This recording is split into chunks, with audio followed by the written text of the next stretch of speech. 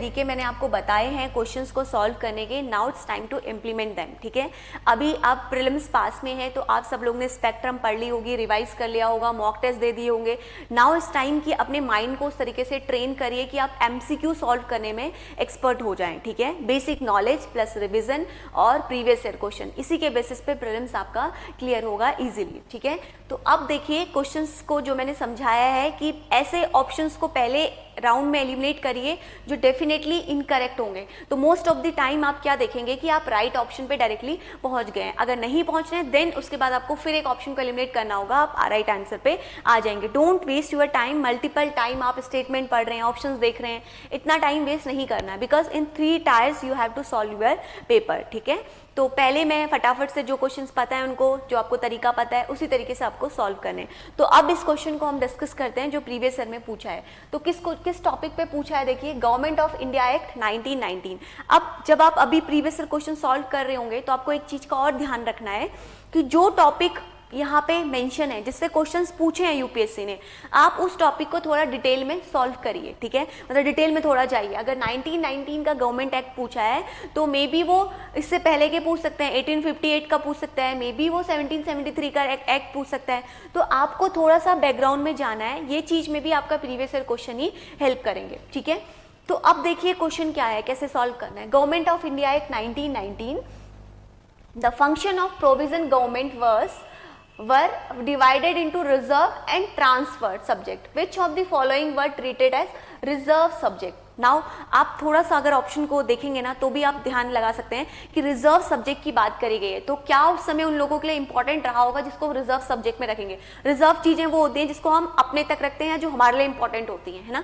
तो same concept आप यहाँ पर भी अप्लाई करिए। ब्रिटिशर्स के लिए, अंग्रेजों के लिए उस समय क्या इंपॉर्टेंट था जो हमारे लिए इंपॉर्टेंट था वो उनके लिए नहीं था। सिंपल सी बात है। ठीक है, तो देखिए पहला ऑप्शन दे रखा है एडमिनिस्ट्रेशन ऑफ जस्टिस। वो एडमिनिस्ट्रेशन तो करना ही चाहते थे इंडिया में, है ना, तो इट सीम्स लाइक कि ये राइट हो सकता है। ठीक है, सेकेंड है लोकल सेल्फ गवर्नमेंट, थर्ड है लैंड रेवेन्यू एंड लास्ट है आपका पुलिस। तो आप देखिए पुलिस पे भी वो कंट्रोल करना चाहते थे, लैंड रेवेन्यू पे भी करना चाहते थे। एक ऑप्शन को यहाँ पे एलिमिनेट करना बहुत इजी है, लोकल सेल्फ गवर्नमेंट। कभी उन्होंने लोकल सेल्फ गवर्नमेंट पे ध्यान दिया? नेवर, कभी नहीं। उनको हमेशा ये था कि वो खुद को ही अमीर बनाएं, खुद को ही वो करें। तो लोकल लेवल पे तो लोगों को हमेशा एक्सप्लॉइट ही किया है। कूट डालो फूट नीति एक कंसेप्ट है ना बहुत फेमस, वही ये लोग अप्लाई करते थे। तो लोकल सेल्फ गवर्नमेंट पे तो कभी ध्यान दिया ही नहीं गया। तो सेकेंड ऑप्शन को आपको एलिमिनेट करना है जो कि डेफिनेटली इनकरेक्ट है। अब बार बार नहीं जाना है ऑप्शन पे, क्वेश्चन पे, सेकेंड एलिमिनेट हो जाएगा, सीधे एलिमिनेट करते जाइए। Elimination, eliminate, eliminate. Now you have left with only one option जो है आपका 1, 3 एंड 4। डायरेक्टली यहीं से आंसर आ गया। आपको ज़्यादा कुछ नॉलेज, ज़्यादा कुछ कंसेप्ट रिवाइज करने की जरूरत ही नहीं है। आप देखिए आपने एक को एलिमिनेट किया, डायरेक्टली आंसर पे पहुंच गए। तो सी इज दी करेक्ट आंसर, जहाँ पे आपका administration of justice, land revenue और पुलिस की बात की गई थी। क्लियर? तो ऐसे आपको अप्रोच लगानी है क्वेश्चंस को सॉल्व करने के लिए। अब थोड़ा सा अगर यहाँ पे गवर्नमेंट ऑफ इंडिया एक्ट आए तो नाउ एक बार टाइमलाइन देख लेते हैं, सो दैट आपका वीडियो के साथ साथ रिवाइज भी हो जाए। ठीक है, तो देखिए आपका कंपनी रूल था आपका 1773 से लेके 1858 तक। ठीक है, तो आपको पता है 1773 का रेगुलेटिंग एक्ट क्यों लाया गया था? बिकॉज बंगाल फेमाइन आ गया था, करप्शन लेवल बहुत ज्यादा बढ़ गया था, तो इसीलिए आपका एक एक्ट पास किया गया जिसको हम बोलते हैं रेगुलेटिंग एक्ट ऑफ 1773। ठीक है, तो इसमें आपका क्या किया गया था 1773 के रेगुलेटिंग एक्ट में?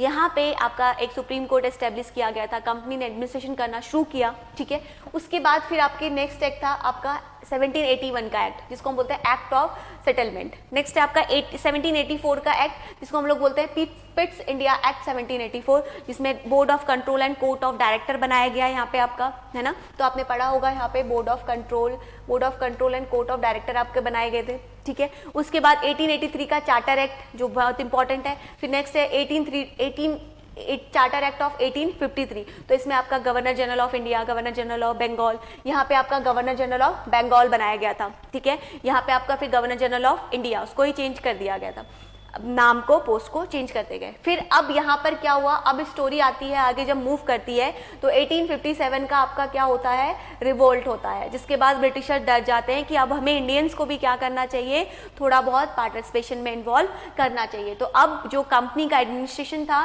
वो सीधे आपके क्राउन के अंडर चला गया था। 1858 से लेके 1947 तक कंप्लीट कंट्रोल किसके हाथ में होता है, क्राउन के हाथ में होता है। तो एक एक्ट पास किया जाता है जिसको हम बोलते हैं गवर्नमेंट ऑफ इंडिया एक्ट 1858, ठीक है। इसमें आपका गवर्नर जनरल और वाइसराय की पोस्ट बनाई गई और इंडियंस को एडमिनिस्ट्रेशन के लिए एक छोटी सी काउंसिल में पार्टिसिपेट किया गया। फिर उसके बाद यहाँ से इंडियन काउंसिल एक्ट 1861 से लोकल लेवल पे थोड़े बहुत लोगों को लेने लगे। फिर उसके बाद आपका इंडियन काउंसिल एक्ट 1892 पास हुआ, फिर इंडियन काउंसिल एक्ट 1902। इससे हमारे यूपीएससी ने क्वेश्चन पूछा है गवर्नमेंट ऑफ इंडिया एक्ट 1919, ठीक है। उसके बाद नेक्स्ट आपका गवर्नमेंट ऑफ इंडिया एक्ट 1935 है। This is very very important. हमारे कॉन्स्टिट्यूशन में बहुत सारी चीज़ें बोरोड, हमारा जो कॉन्स्टिट्यूशन है उसमें बहुत सारी चीज़ें गवर्नमेंट ऑफ इंडिया एक्ट 1935 से ली गई हैं। लास्ट एक्ट था हमारा इंडिपेंडेंस एक्ट 1947। तो ये थोड़ा सा आपको टाइमलाइन ध्यान में रखना है और एक एक लाइन के बारे में जो इंपॉर्टेंस है, जहाँ से क्वेश्चन पूछते हैं, वही आपको ध्यान में रखना है। चलिए अब मूव करते हैं हम अपने एक्सप्लेनेशन पे, जो हमारे क्वेश्चन में दिया गया है गवर्नमेंट ऑफ इंडिया एक्ट 1919, ठीक है। तो किसके थ्रू है? अब यहाँ पर आपका किसका रूल है? अभी मैंने आपको समझाया, क्राउन के अंडर डायरेक्टली एडमिनिस्ट्रेशन हो रहा है। Was act of British parliament that shot to increase, किस चीज को इंक्रीज? आपने देखा 1857 के रिवोल्ट के बाद पार्टिसिपेशन धीरे धीरे लोकल लेवल पे बढ़ाया जाता है। तो इसमें भी आपका जो इंक्रीज किया जाता है participation of Indian in the administration of their country, ठीक है। उसके बाद जो ये एक्ट था, ये था आपका based on the recommendation of, किसके रिकमेंडेशन पे था? एक रिपोर्ट पास की गई थी एडविन मॉन्टेगू के थ्रू, उसके रिकमेंडेशन पे ये रिपोर्ट थी। The then secretary general for India, जो उस समय कौन थे? सेक्रेटरी जनरल ऑफ इंडिया थे। एंड जो लॉर्ड चैम्सफोर्ड थे वो इंडियन क्या थे? आपके वॉइसरॉय थे। जो मैंने आपको बताई वॉइसरॉय की पोस्ट बनाई गई, उसके सेक्रेटरी जनरल ऑफ इंडिया। तो जो वॉइसरॉय थे उस समय वो कौन थे? लॉर्ड चैम्सफोर्ड थे। और सेक्रेटरी जनरल ऑफ इंडिया कौन थे? एडविन मॉन्टेगू थे, ठीक है। वॉइसरॉय बिटवीन दी 1916 से लेके 1921 तक रहे हैं। Hence the constitutional reform set forth by this act as known as the Montagu Chelmsford reform, ठीक है। तो देखिए इनके नाम पर ही इस एक्ट को हम लोग मॉन्टेगू चैम्सफोर्ड रिफॉर्म भी बोलते हैं और मॉन्टफोर्ड रिफॉर्म भी बोलते हैं, ठीक है। ये इसके अल्टरनेटिव नेम्स हैं। अब देखिए कैसे, जब 1858 में जो मैं अभी आपको यहाँ पे दो नेम है मॉन्टेगू चैम्सफोर्ड, वो कैसे? देखिए सबसे ऊपर होगा ब्रिटिश पार्लियामेंट, यानी कि द क्राउन, जो कंप्लीट क्या कर रहा है? एडमिनिस्ट्रेशन। उसके बाद है सेक्रेटरी ऑफ स्टेट, नीचे आपका गवर्नर जनरल, ठीक है। तो ये चीज ध्यान में रखनी है। अब देखिए जो हमारा government of India act 1919 pass हुआ था, इसके कुछ इंपॉर्टेंट प्रोविजंस थे। May be UPSC next time आपसे पूछ सकता है कि gave women the right to vote किस एक्ट के थ्रू आया था, तो आपको ध्यान रखना है इसी एक्ट का एक पार्ट है। उसके बाद क्या इंपॉर्टेंट हुआ था? यहाँ पे इंट्रोड्यूस किया गया था पब्लिक सर्विस कमीशन को। नेक्स्ट यहाँ पे इंट्रोड्यूस की गई थी आपकी डायरकी। डायरकी का मतलब क्या होता है? Division into the two parts. तो टू पार्ट्स कौन कौन से थे? एक आपको मैंने बताया ट्रांसफर सब्जेक्ट, दूसरे कौन से थे? Reserve subject. तो दो पार्ट्स में इसको डिवाइड किया गया था, इसी से प्रीलिम्स में क्वेश्चन पूछा गया है। उसके बाद एक्सपेंड किया गया था participation of Indian in the government में इंडियंस को नंबर जो है उसको इंक्रीज किया गया था। नेक्स्ट था आपका establish high commission office for India in London, ठीक है। लंदन में इसके लिए एस्टेब्लिश किया गया था high commission office in London. उसके बाद यहाँ पे इंपॉर्टेंट चीज एक और हुई थी, government subjects were divided into the reserve and transfer subject, जो अभी मैंने आपको बताया डायरेक्ट की इंट्रोड्यूस किया गया था, ठीक है। तो रिजर्व में वो सब्जेक्ट रखे थे जो ज्यादा उन लोग के लिए इंपॉर्टेंट थे, ट्रांसफर में नॉर्मल सब्जेक्ट्स को इंक्लूड किया गया था। तो अब देखते हैं नेक्स्ट क्वेश्चन, ठीक है। तो एक क्वेश्चन आपको समझ में आया होगा कैसे उसको पढ़ना है, थोड़ा सा बैकग्राउंड भी हमने समझा। अब अगला क्वेश्चन देखिए क्या है, with reference to the proposal of Cripps mission, this is very very important, consider the following statement. अब स्टेटमेंट क्या है? The constitutional assembly would have member nominated by the provincial assembly as well as the princely states, ठीक है। Next है any provision which is not prepare to accept the new constitution would have right to sign a separate agreement with Britain regarding its future status. This is very important और ये statement हमने सुना भी है और बहुत generic statement भी है। नाउ आप 1 मिनट का टाइम लीजिए और think and use your brain and elimination tricks, जो भी बेसिक कंसेप्ट्स हैं उनको जल्दी से ट्राई करके एक बार ट्राई करिए कि क्या इसमें ऑप्शंस होंगे, कैसे आप एलिमिनेट कर सकते हैं। तो ध्यान से पढ़ेंगे तो अगर पहला स्टेटमेंट दिया है जो कॉन्स्टिट्यूशन असेंबली है would have a member nominated by the provincial assembly as well as the princely state. तो आपने ऐसा इस समय हिस्ट्री में कहीं पे देखा था, कहीं पे सुना था कि जो कॉन्स्टिट्यूशन असेंबली में जो मेंबर्स हैं, जो मेंबर्स हैं वो नॉमिनेटेड किए जा रहे हैं आपके provincial by the provincial assembly as well as the princely state. तो प्रिंसली स्टेट और इन लोगों को इन्होंने इतना इंपॉर्टेंस दिया था कि वो मेंबर्स को नॉमिनेट करते हैं। This is the statement, simple अगर हम देखें तो। और दूसरा है, अगर कोई लोग इस चीज़ से एग्री नहीं हो रहे हैं तो वो साइन कर सकते हैं कि वो सेपरेट अपना अलग से वो करना चाहते हैं, ठीक है। तो अब आप थोड़ा सा ट्राई करके, आई होप आपने ट्राई किया होगा। सो द करेक्ट आंसर आप कमेंट में भी लिखते जाएंगे साथ के साथ। तो आपको फर्स्ट स्टेटमेंट तो एकदम जेनरिक से डेफिनेटली इनकरेक्ट लग रहा होगा, तो वी कैन एलिमिनेट। तो बोथ भी एलिमिनेट हो गया, अब इन दोनों में से एक ऑप्शन बचता है, ठीक है। सो देखते हैं इसका करेक्ट आंसर क्या है। Two only is the correct answer, ठीक है। सिर्फ टू ओनली है बिकॉज ऐसा प्रोविजन था उसमें कि अगर आप नहीं ज्वाइन होना चाहते हैं तो आप सेपरेट रह सकते हैं, ठीक है। तो क्रिप्स मिशन जो है ये क्या था, in order to get the support of India ने सपोर्ट किया था in the world war 2। Cripps mission जो है वो सेंड किया गया था इंडिया में इन द ईयर ऑफ 1942 में, ठीक है। तो अब क्रिप्स मिशन न्यूज क्वेश्चन आया है, तो क्रिप्स मिशन के इंपॉर्टेंस पॉइंट को डिस्कस कर लेते हैं। जो इसके मेन प्रोविजन थे क्या थे, dominion status to India after the war India को क्या मिलेगा, डोमिनियन स्टेटस। उसके बाद constitutional making body after the war, ठीक है।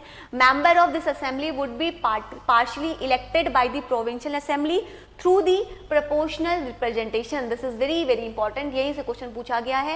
And partially nominated by the princely, completely नहीं थे, partially nominated by the princely state and partially by the proportional representation. तो इसीलिए आपका फर्स्ट स्टेटमेंट क्या हो जाता है, इनकरेक्ट हो जाता है, ठीक है। Constitution so far would be the accepted by the British government only if certain provision desire to stay away from the union of India. कुछ प्रोविजन से आपके क्या थे, स्टे थे, ठीक है।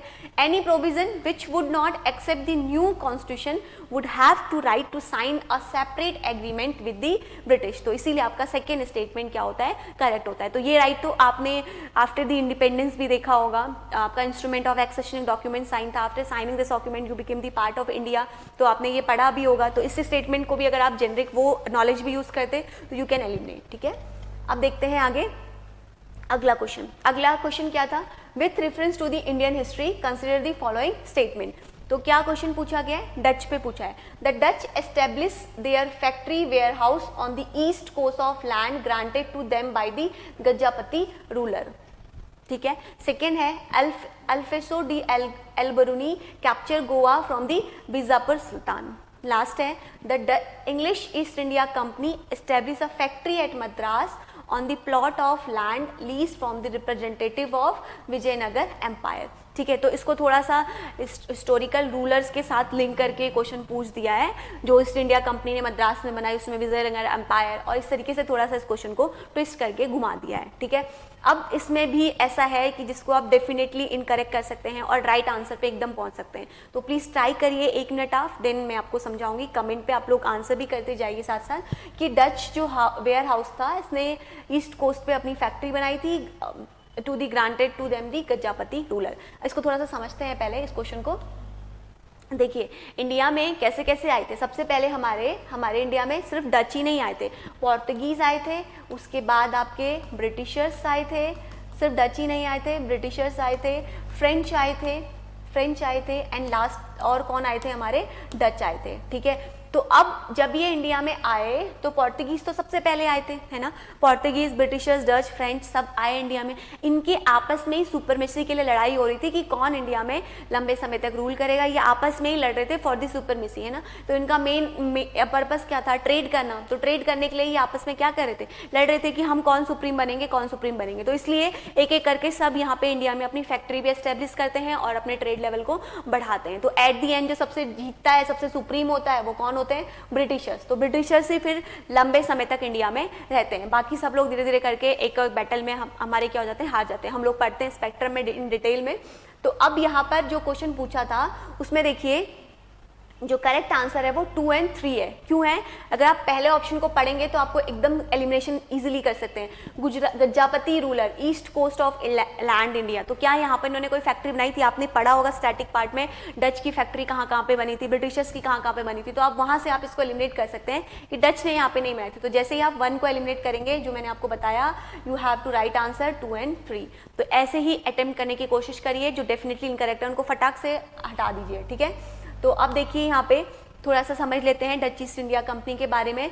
ये आपका कब बनाई गई थी? In the March 602 in the charter of Dutch parliament the Dutch East India company was established with the power of make war, settle treaties, acquire territory and build the fortresses. ठीक है, इसका जो मेन पर्पस था वो था Dutch remain determine in the eliminating the Portuguese, जो मैंने आपको बताया किसको एलिमिनेट करना, जो उसमें पावर यहाँ पर थी पोर्तुगीज को, and British merchandise power from the India and the south east Asia. ठीक है, तो डच ईस्ट इंडिया कंपनी आपकी इन्होंने अपनी फैक्ट्री बनाई थी इंडिया में, मसूलीपट्टनम में 1605 एडी में, उसके बाद पुलिकट में 1610 एडी में, फिर सूरत में बनाई थी, उसके बाद भिमलीपट्टनम में बनाई थी, एंड लास्ट आपकी बनाई थी कारालीकल में। ठीक है, तो यहाँ पे इन्होंने अपनी फैक्ट्रीज एस्टेब्लिश करी थी। ठीक है, अब देखिए जो गज्जापति रूलर था उन्होंने रूल्ड किया था इन दी कलिंग रीजन में, कलिंगा जो रीजन था over the part of Andhra Pradesh and West Bengal and the eastern and the central part of Madhya Pradesh, Jharkhand, from the 1435 से लेके 1541 तक। ठीक है, तो क्रोनोलॉजी भी अगर आप देखेंगे तो नहीं हो रहा, तो इसलिए फर्स्ट स्टेटमेंट हमारा डायरेक्टली इनकरेक्ट हो जाता है। ठीक है, तो ये चीज यहाँ पर ध्यान में रखनी है। In India the most significant event was the battle of Colachel in 1741, जो आपकी किसके बीच में फॉट हुई थी? Between the Dutch East India Company and the state Travancore army. तो ये बैटल आपको ध्यान में रखनी है। ठीक है, तो ये चीज़ ध्यान में रखेंगे। उसके बाद due to the corruption and all, जो डच ईस्ट इंडिया कंपनी थी वो आपकी फॉर्मली डिसॉल्व हो गई थी इन द ईयर ऑफ 1800। ठीक है, तो लास्ट में जो बचते हैं वो कौन होते हैं? ब्रिटिशर्स। अब दूसरा यहाँ पे अल्फ्रेस्को डी एल्बुर्नी के बारे में आ रहा है, तो आपको पता होगा ये पोर्तुगीज रूलर था। इसी के टाइम पे पोर्तुगीज जो है इंडिया में बहुत अप लेवल पे पहुंचे, ब्लू वाटर पॉलिसीज की टेक्निक भी थी। तो देखिए ये कैसे कंसिडर करता है, he is consider the real founder of Portuguese power in India. तो पोर्तुगीज पावर में जो इंडिया में जो फाउंड किया उसका रियल फाउंडर यही है। इन 1510 अल्फ्रेस्को de Albuquerque capture the Goa from the sultan of Bijapur. ठीक है, तो इसलिए स्टेटमेंट 2 आपका क्या है? करेक्ट है, हमने पढ़ा भी है, और ये डायरेक्टली ये लाइन आपके स्पेक्ट्रम में भी गिवन है, वहीं से डायरेक्टली ये क्वेश्चन अगर आपने स्पेक्ट्रम पढ़ी है तो डायरेक्टली आप इसको आंसर कर सकते हैं। ठीक है, it was done with the help of Krishnadeva Raya, ruler of Vijayanagar empire. ठीक है, it's rule was dominated by the persecution of Muslims. He capture the Bhatkal from the Shri Krishna Devaraja in 1510 of the Vijayanagar empire. And last है he initiated the policy of marrying with the, हाँ इसकी बहुत famous policy थी, marrying with the native of Indian and ban the practice of Sati in the area of influences. जो भी इसके particular area था वहाँ पे इन्होंने सती प्रथा को बैन किया था और नेटिव के साथ मैरी करना, this was the his initiative. ठीक है, अब उसके बाद एक और जो टर्म वहाँ पे था, East India Company in South India. तो विजयनगर रूलर जो था appointed chieftain known as the Nayakas who ruled over the different region of province almost independently। तो नायकास का मतलब क्या होता है? यहाँ पे बताया गया है जो रूल करता है डिफरेंट रीजन में in the province almost independently. ठीक है, तो धर्मलाला वेंकटैया नायकर ये आपका एक इन्फ्लुएंशियल चीफचन था under the Venkata second, gave the grand piece of land lying between the